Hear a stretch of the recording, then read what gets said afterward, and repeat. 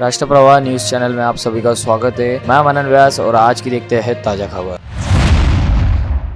पूर्व स्थायी समिति सभापति तथा भाजपा नेता तुषार भारतीय तथा बडनेरा के विधायक रवि राणा के बीच जूने विवाद के चलते भारतीय ने प्रदेश नेतृत्व के कहने के बावजूद उनकी पत्नी तथा भाजपा की उम्मीदवार नवनीत राणा के प्रचार में भाग नहीं लिया था और अब विधानसभा के मुहाने पर भारतीय के जनसंपर्क कार्यालय का कल बडनेरा में हुए उद्घाटन के बाद एक बार फिर विधायक राणा तथा भारतीय में चल रहे शीत युद्ध को लेकर चर्चाओं का बाजार गर्म है। बडनेरा में राणा के साथ युति होने से महायुति के उम्मीदवार राणा ही रहेंगे, ये तय होने के बावजूद भारतीय के जनसंपर्क कार्यालय का उद्घाटन नई राजनीति का सूचक है। ये दबाव की राजनीति, यह निष्कर्ष निकालना फिलहाल कठिन है। भारतीय के जनसंपर्क कार्यालय के उद्घाटन समारोह में भाजपा के शहर अध्यक्ष पूर्व विधायक प्रवीण पोटे, रविंद्र खांडेकर, शिवराय कुलकर्णी, चेतन पवार, पूर्व पार्षद चंदुमल बिल्लानी सहित बड़ी संख्या में भाजपा के कार्यकर्ता की उपस्थिति ने नई चर्चाओं को जन्म दिया है। दूसरी तरफ आज सुबह विधायक राणा ने अंबा देवी के दर्शन करने के बाद पत्रकारों से बातचीत करते हुए जिले में युवा स्वाभिमान पार्टी को 4 सीट देने की मांग दोहराते हुए स्वाभिमान पार्टी तथा पाना चुनाव चिन्ह पर ही बडनेरा विधानसभा क्षेत्र से चुनाव लड़ने की घोषणा की, जिससे लोकसभा के बाद भारतीय विधानसभा चुनाव में क्या निर्णय लेते हैं इस और राजनीति के गलियारों सहित जनता में उत्कंठा है। आणि अमरावती जिल्ह्यामध्ये किमान युवा स्वाभिमान पार्टीला 4 सीटा या वारंवार मी मागत आहे। आज या ठिकाणी नवनीत राणा कमळाच्या माध्यमातून प्रचार करत आहे, पण युवा स्वाभिमान पक्ष हा सुद्धा जिल्ह्यामध्ये मजबूत आहे, म्हणून युवा स्वाभिमान पार्टीची महायुतीचा पाठिंबा आता मला बडनेरा मतदारसंघात आहेच, पण त्याचबरोबर दर्यापूर, मेलघाट आणि अचलपूर या सीटासुद्धा मी मागितलेल्या आहे। तर मी अंबादेवी आणि एकूणच मातेला एवढीच प्रार्थना करतो की युवा स्वाभिमान पक्षाला ह्या सीटा सुटो आणि आम्ही या ठिकाणी 4 सीटा किमान जिल्ह्यामध्ये निवडून आणू, अशा प्रकारची महायुतीचा फायदा होईल म्हणून महायुती सरकारला सद्बुद्धी देऊ। माननीय उपमुख्यमंत्री अजितदादा पवार यांचे अमरावती शहरातील मालमत्तांना जुनी कर प्रणाली लागू केल्याबद्दल सतश आभार। तसेच जनसन्मान यात्रा आगमनानिमित्त अंबानगरीमध्ये आपले हार्दिक स्वागत उत्सुक आमदार सुलभा संजय खोडके। राष्ट्रवादी कांग्रेस पार्टी के राष्ट्रीय अध्यक्ष एवं महाराष्ट्र के उप मुख्यमंत्री अजितदादा पवार जनसम्मान यात्रा रविवार 13 अक्टूबर को शहर में आगमन होगा। रविवार को दोपहर 1:30 बजे संत गाडगे बाबा समाधि मंदिर, गाडगे नगर, अमरावती के सामने प्रांगण में जनसम्मान यात्रा कार्यक्रम का आयोजन किया गया है। अमरावती के विकास के लिए राज्य के उप मुख्यमंत्री अजितदादा पवार द्वारा करोड़ों की पर्याप्त निधि उपलब्ध कराए जाने के कारण आज अमरावती विधानसभा क्षेत्र में कई विकास कार्य शुरू हो गए हैं। साथ ही सरकार में रहते हुए जो भी नीतिगत फैसले लिए गए उससे भी अमरावती को काफी फायदा हुआ है। उक्त जानकारी राष्ट्रवादी कांग्रेस पार्टी के प्रदेश उपाध्यक्ष और जनसम्मान यात्रा समारोह सम्मेलन अमरावती के आयोजक संजय खोडके ने आज आयोजित पत्रवार्ता में दी। जनसम्मान यात्रा अपने अंतिम चरण में है और हम अमरावती में यात्रा के अवसर पर उनका स्वागत और अभिनंदन कर रहे हैं। इसके लिए संत गाडगे बाबा समाधि मंदिर के सामने प्रांगण में भव्य गुंबद बनाकर करीब 20,000 लोगों के बैठने की व्यवस्था की गई है। रविवार 13 अक्टूबर को सुबह अजितदादा पवार शहर पहुंचते ही सबसे पहले RTO चौक स्थित राजमाता महासाहेब जिजाऊ स्मारक की प्रतिमा को नमन करते हुए इरविन चौक स्थित डॉक्टर बाबा साहेब आंबेडकर के पुतले को नमन कर पंचवटी चौक पर डॉक्टर पंजाबराव देशमुख की प्रतिमा को अभिवादन कर संत गाडगे बाबा समाधि मंदिर के दर्शन लेकर दोपहर 1:30 बजे अजितदादा पवार जनसम्मान यात्रा समारोह के भव्य मंच पर पहुंचेंगे। इस अवसर पर बड़ी संख्या में उपस्थित रहने का आह्वान संजय खोडके ने अमरावती वासियों से किया है। महाराष्ट्र के राज्यपाल CP राधाकृष्णन आज शुक्रवार को सुबह 9:45 बजे अमरावती के बेलोरा एयरपोर्ट पर आगमन हुआ, जहां जिला प्रशासन की ओर से उनका स्वागत किया गया। इस अवसर पर संभागीय आयुक्त डॉक्टर निधि पांडे, कलेक्टर सौरभ कटियार, मुख्य कार्यकारी अधिकारी संजीता मोहपात्रा, नगर निगम आयुक्त सचिन कलंत्रे, पुलिस आयुक्त नवीन चंद्र रेड्डी, अतिरिक्त जिला पुलिस अधीक्षक पंकज कुमावत ने गुलदस्ता देकर उनका स्वागत किया। इस मौके पर पुलिस बल की ओर से सलामी दी गई। स्वागत के बाद राज्यपाल यवतमाल के लिए रवाना हो गए। आज सुबह बडनेरा पुलिस स्टेशन के सामने शिवसाई बस का टायर फटने से बस में आग लग गई।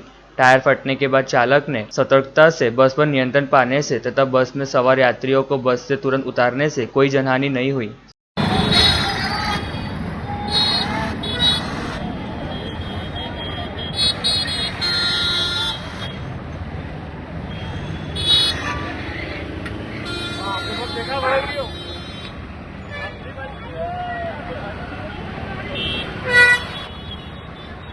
सीट वीट रहते ना उसमें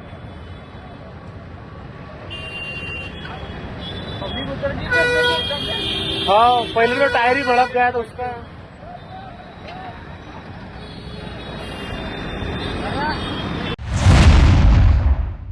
राजस्व भवन में जिला एड्स रोकथाम एवं नियंत्रण समिति की बैठक में बोलते हुए जिलाधिकारी सौरभ कटियार ने प्रत्येक कॉलेज को राष्ट्रीय सेवा योजना और रेड रिबन क्लब के माध्यम से ग्रामीण क्षेत्रों तक पहुंचने का लक्ष्य रखने की मंशा व्यक्त की। कार्यक्रम में जिला स्वास्थ्य अधिकारी डॉक्टर दिलीप सोंडले, जिला कार्यक्रम अधिकारी डॉक्टर अजय साकरे, क्षयरोग अधिकारी रमेश बंसोड़, पीसीपीएनडीटी की प्रणीता भाकरे, समापन ट्रस्ट के मंगेश गुजर, पवन निम्बोरकर एवं सामाजिक संगठनों के प्रतिनिधि उपस्थित थे। कटियार ने कहा, एड्स के बारे में विभिन्न स्तरों पर जन जागरूकता पैदा की जा रही है। जिले में 15 मई से 15 अक्टूबर 2024 के मध्य सूचांक परीक्षण अभियान चलाया गया। इनमें HIV से संक्रमित लोगों के संक्रमण को स्रोत का पता लगाने के लिए अभियान चलाया गया। जिले के संक्रमित व्यक्ति के संबंधित व्यक्तियों की जांच की गई, जिसमें 42 HIV संक्रमित पाए गए। राष्ट्रवादी कांग्रेस पार्टी द्वारा आयोजित पत्रकार वार्ता में विधायक सुलभा खोड़के की उपस्थिति में राष्ट्रवादी कांग्रेस पार्टी में उनके प्रवेश को लेकर चल रही अटकलों को बल मिला है। हालांकि 13 अक्टूबर को होने वाले जनसम्मान यात्रा में उनका प्रवेश नहीं होने की जानकारी है। विधायक खोड़के ने पत्रकार वार्ता को संबोधित करते हुए कहा कि उप मुख्यमंत्री नामदार अजितदादा पवार के आदेश पर सरकार ने अमरावती नगर निगम क्षेत्र में वर्ष 2024 में नए बढ़े हुए करों की वसूली पर रोक लगा दी है। साथ ही शहर में प्रॉपर्टी मालिकों को पुरानी टैक्स प्रणाली से टैक्स लगाकर बिल भेजने की प्रक्रिया को लेकर नगर निगम आयुक्त को आदेश के बाद इस पर अमल शुरू हो गया है। अमरावती विधानसभा क्षेत्र के लिए उप मुख्यमंत्री अजितदादा पवार ने विविध विकास कार्यों के लिए 1500 करोड़ से अधिक का निधि उपलब्ध कराने पर उनका आभार माना है। कृष्णापन कॉलोनी से लड़की की गुमशुदा होने की शिकायत राजापेट पुलिस स्टेशन में दर्ज कराई गई। फिरियादी महिला ने दी शिकायत के अनुसार वह और उसकी 17 साल की लड़की घरगुती काम करने कृष्णापन कॉलोनी जाती थी। आज 10 अक्टूबर को भी सुबह 9:30 बजे वे दोनों काम करने गए थे। वहां का काम खत्म करने के बाद फिरियादी ने उसकी लड़की को साबू के यहाँ काम करने भेजा। वे लोग 12:30 बजे कृष्णापन कॉलोनी में मिलते थे, पर आज वह वहां नहीं आई। जिसके बाद साबू के यहाँ पूछताछ की तो पता चला वह 11 बजे ही घर से निकल गई थी। जिसके बाद फिरियादी ने पुलिस में शिकायत दी।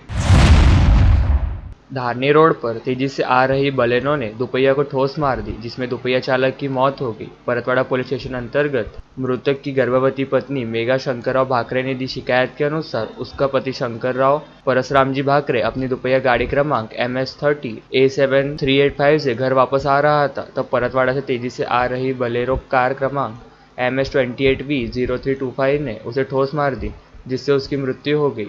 फिरियादी की शिकायत पर पुलिस ने कार चालक के खिलाफ अपराध दर्ज किया।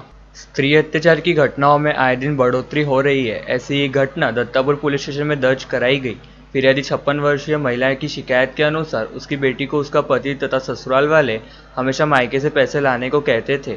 एक बार उन लोगों ने गाड़ी के लिए 2 लाख रुपए की मांग की थी, जो पूरी की गई थी। उसके बाद फिरियादी से पैसे मांगने पर फिरियादी ने पैसे देने से मना कर दिया, जिसके चलते उसकी 32 वर्षीय लड़की को ससुराल वालों ने शारीरिक व मानसिक तकलीफ देना शुरू रखा, जिसके चलते फिरियादी की 32 वर्षीय लड़की ने 8 अक्टूबर को खुद को जला लिया, जिससे उसकी मौत हो गई। फिरियादी की शिकायत पर पुलिस ने आरोपी के खिलाफ अपराध दर्ज किया। आरोपी में विपिन कटियारमल, वासुदेव कटियारमल, ज्योति कटियारमल, कुणाल कटियारमल, हरिभाऊ कटियारमल का समावेश है।